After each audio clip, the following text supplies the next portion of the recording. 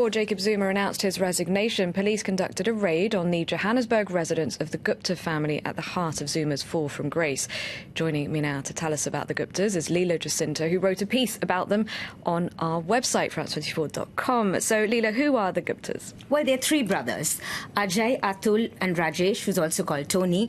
They were born and grew up in northern India in this tiny town, city of Saharanpur. Their father was a very small-time trader. He traded in spices and soap. Stone powders.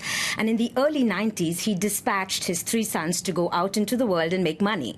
So one brother went to Russia, another brother went to China, and the middle son, Atul, landed in South Africa in the early 90s, just after the fall of apartheid. The economy was opening up, sanctions were lifted, and Atul found a business climate with none of the red tape and the bureaucracy of his native India.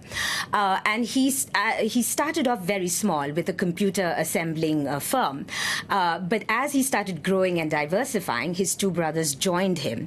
By the time the two brothers joined him in Johannesburg, Atul was already starting to get introduced to various members of the ruling ANC party. He was introduced to former President Thabo Mbeki.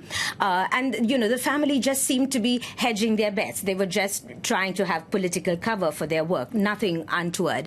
But it was with Jacob Zuma that the family, hit upon a really mutually enriching relationship, and the two families, the Guptas and the Zumas, they started to get so entwined in their business interests that the South Africans actually took to calling them the Zuptas, the Zumas and the Guptas.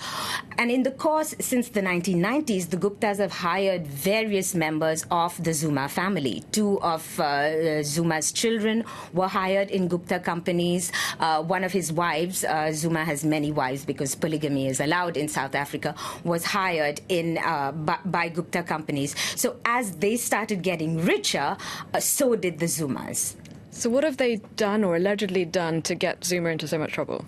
Well, actually, it's just the sheer scale of the corruption. What they were doing is what is called state capture, which is actually ransacking state institutions to benefit groups and individuals. By the end, finance ministers were actually being brought down in the Gupta households. There's testimony of deputy prime ministers being called into the household, being offered millions of dollars of rand, millions of rand, which is, something like 40 million, in order to take down finance ministers that weren't helping them in their business. The arrests that happened yesterday, for instance, are linked to a dairy farm. Now, the state put in money into the dairy farm. Those funds were siphoned into a Gupta company, which in turn financed a very lavish Gupta family wedding in 2013 that made news in India and South Africa. And these are just some of the corruption allegations. By the end, they were so enmeshed in the system that they became too toxic. Banks couldn't handle them, auditors got burnt by them, and even a public relations firm went into bankruptcy because of their association with this family. So the scale of the corruption is so massive, and it must be said that they were allowed to be so corrupt by Zuma. All right, thank you very much, Leela. Leela Jacinto, and do